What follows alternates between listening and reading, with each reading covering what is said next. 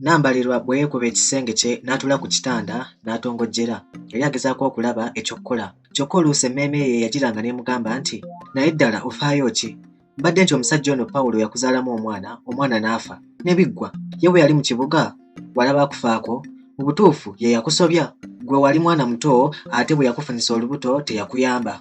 Kaakati naawe otuuse okwefunira amaka, ate ebya Pawulo bikwatako bitya? Bwe yava ku birowoozo ng'ebyo n'atunuulira Pawulo mu bunaku bwe yalimu, kati ne yeebuuza nti, naye ddala Pawulo akyayinza kungasa ki? Ate omwoyo omulala ne gumugamba nti, teweebuuza kyakugasa, wabula ddala oba omwagala oba nga gwe tolina ngeri yonna gy'oyinza kumugasa naddala mu kiseera kino ky'alimu. Emmeeme ye eba ekyamuwoleza bw'etyo senga we n'amugamba nti, owange Nambalirwa, Matyansi wuuno akwetaaga. Nambalirwa yateebereza mangu ensonga erese Matyansi bwe yafuluma bw'ati, Matyansi n'amukwasa ebbaluwa nga bw'amugamba nti akutumidde nnyo nti yitayo. Ebbaluwa yali nnyimpi era obubaka obwalimu bwebwo Matyansi bwe yali amaze okutuusa ku Nambalirwa mu kamwa. Nambalirwa ng'amaze okusoma ebbaluwa yeekuba ekisenge n'akwata ekkalaamu n'addamu ebbaluwa eyo. Yawandiika bw'ati, adresi eya bulijjo. Munnange Pawulo, weebale ebbaluwa yange era weebale nnyo okujja okutulabako.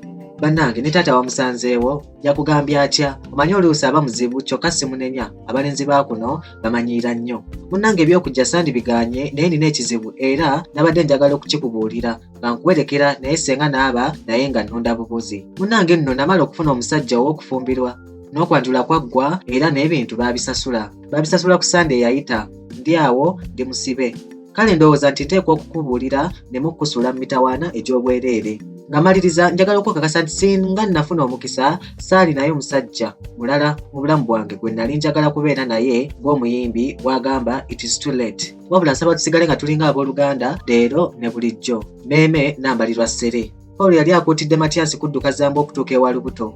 Pawulo n'atunula mu kkubo okulaba obanga akomawo. Yagenda okulaba ng'agenda bugenzi, kyeyava akuba mu ngalo. Matyansi bwe yagenda okutunula emabega, Pawulo n'amulagiriza nti, owange sambyako. Matyansi yawulira ng'amugamba nti komawo, kyeyava afunyamu okukomawo. Pawulo yagenda okulaba nga Matyansi atadda, kwe kuweebuuza nti, ono mugamba kwanguwa atadda buzzi bannakyalo nabo? Kyeyava amwamira nti, oliko lubaali wa ngeri ki? Kugamba okwanguwa atoddawa? Matyansi kwe kufunyamu nga bw'atolotooma nti, bannakibuga nabo simanyi olowooza nti ndi muddu. Muli Pawulo n'agamba nti, ono alinga mukazi anansanza n'abantu wano. Munnange akyogerako si yakireeta, omukazi omunafu tayita njala kujja, aba yakakijja bw'ati mu kamwa. Yagenda okulaba ng'alengera omuntu ajja. Nfudde. Bwe yatunulayo bw'ati nga Perusi ayongera kujja, ko ye nti bukuze buno. Naye Perusi aba ayita ewa lubuto n'alengera Nambalirwa ne Matyansi kwe kukyama nga bw'ayogerera waggulu nti, mwami Matyansi, addukidde ki wano leero? Simanyi munno yazzeeyo. Kyokka Matyansi teyamuddamu wabula yamuviira buviizi ng'adduka za mbwa. Naye aba ayita ku mutuba bw'ati, Pawulo kyava amugamba nti, owange ng'otambula ng'omwokyeko omuliro, taliiyo? Ng'oluddeyo bulala?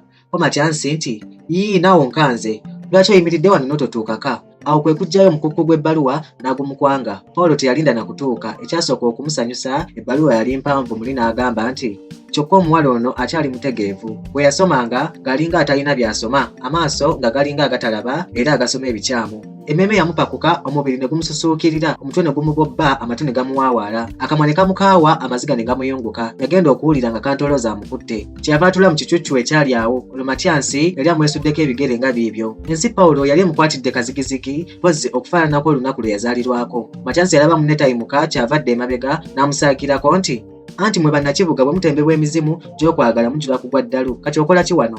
Ofuuse mugole tukuzirule? Wabula musajja wattu yakanda kwekubira ku munne ng'afuuyirira ndiga mulere. Eraba taasobola emizimu gy'abannakibuga n'akwata ekkubo n'adda eka. Era n'atandika okuteekateeka ekyeggulo. Yenna ate ekiwuulu, amatooke gaali ga musaasaane. Emmere yali eneetera okujja ne munne n'adda. Naye teyamuwuuna, wabula yagenda bugenzi mu buliri nga yeebaka. Matyansi yali amanyi omukwano gwe guluma, n'olwekyo teyayongera kubuuza kintu. Era olwamala okulya nga naye yebbika, ate eziruma munno zikugaana kwebaka. Era kyazira kuteeka luba wansi ng'atandika kuyira. Kasooka nga baalugera nti otulo tetumanya alirira nnyina, leero nno lwagaana okutuukirira, anti Pawulo yagezaako kyonna ky'asobola yeebake naye wa nga buteerere. Eddakiika ezimu yagiranga n'agamba nti kanneerabira ebirowoozo byonna, era omutwe gwe ne gusigala nga temuli kyalowooleza ddala. Yagendanga okwekanga ng'ebirowoozo byakomyewo dda, olundi ng'agezaako okuzibirira mbu otulo lwe tunajja. Eky'ekitalo buli lwe yazibiriranga yayongeranga kutunula mbebere ng'omukulu ateetimba. Yalaba biri bityo n'agolokoka n'akubaakuba emitwetwe ng'anoonya ekibiriiti. Olwakiraba n'asaza akati n'akoleza katadooba. Munne yeekyusa n'atunula ku kisenge nga bw'awuunuuna.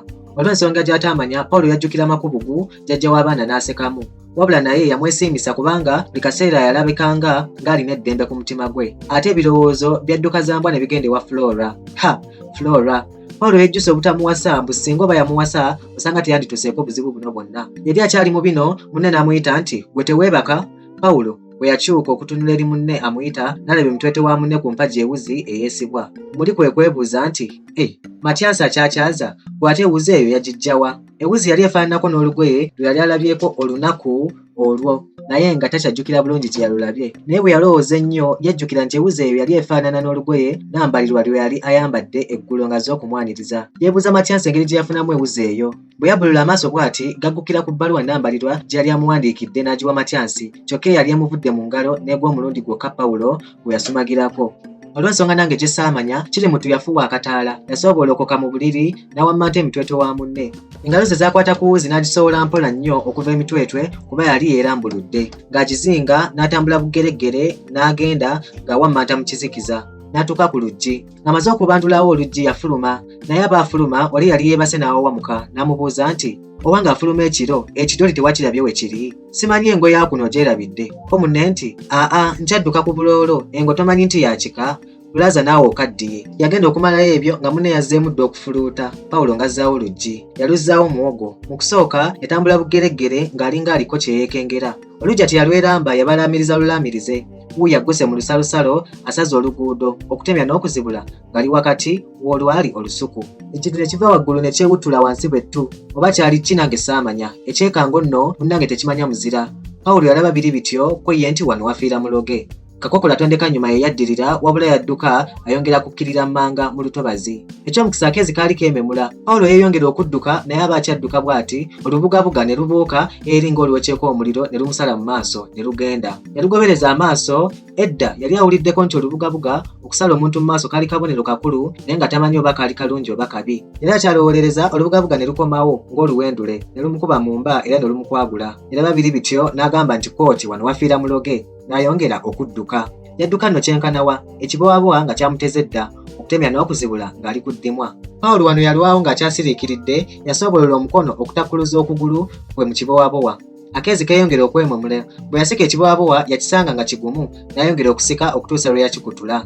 Oba ekibowabowa kye kyamujjukiza ewuzi oba kirala nange saamanya. Amangu ago n'asowola ewuzi mu nsawo y'empale ye. Ebirowoozo bya Kirimuttu ne bigenda ku lugoye lwe yali alabye n'ambalirwa ng'ayambadde. Lwali lufaananira ddala ewuzi eno era kyandiba nti Matyansi ewuzi eno yagiggyawa nnambalirwa oba nti ye nnambalirwa kennyini yagireka ewa Matyansi. Kirimuttu yasooka n'agaana munda ye nti nedda, nnambalirwa tayinza kukola ebyo.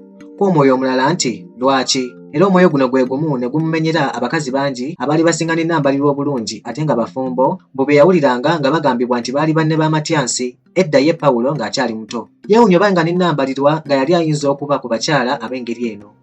N'ekirowoozo kya nnambalirwa okufaanana ng'abalala bonna. Emmeeme yali ekyamuwoleza. Kirimuttu n'abaguka n'amagaamaga, amaaso ne gaggukira ku kati ka kibeere akaali awo kokka mu ssaalu. Kirimuttu yalowooza ku bulamu bwe bwonna. Olugendo lw'obulamu bwe lwali lufaananako n'akati ka kibeere kano. Lwali lujjudde amaggwa era obulamu bwe bwalabika nga bwesumaalise mu kisaalu ky'obulamu bw'ensi eno era ng'akati kali. Bwe yatuuka wano Kirimuttu ne yeeyogeza nga yeekubagiza nti ekisaalu kibanga nno ekisaalu, naye obutabawo agambako nti wo waayi Pawulo waabwe nga ndabye. Wano yajjukirira olugero lw'ekiganda olugamba nti Kirimuttu. Ate oba gwali muzimu gwa wanga oba gwaki nange siikulimbe nti namanya. Era sirowooza nti ne Pawulo kennyini yamanya wabula yalabirawo ng'abaguka. Wuuyo adduse yogayoga ku kati kali aka kibeere akaali kafaananako n'obulamu bwe. Ye nno yalwa akalinnye. N'amaggwa teyagawulira. Asibye ewuzi ku ttabi lye yaggukirako. Munnange ewuzi agisibye bulungi agitaddeko ekyambika okutemya ekikkowe n'okuzibula nga Pawulo Kirimuttu yeetaddemu ogwakabugu. Naye aba yakeeyambika ekyambika kino emmeeme n'emuwoleza. Najjukira olugero olw'ekiganda olugamba nti oluwumbe teruweebwa mukono. Wabula ate yali akyali ku ebyo omwoyo omulala ne gumugamba nti vaawo naawe paawo magombe gazza. Ewalako ekiwugulu kyawugula. Oba kwali kwagala kukiraba oba kwali kutya, era Pawulo ye yamanya wabula yagezaako okubuuka okuva ku muti. Kyo ekyambika kyawuluttuka buwuluttusi.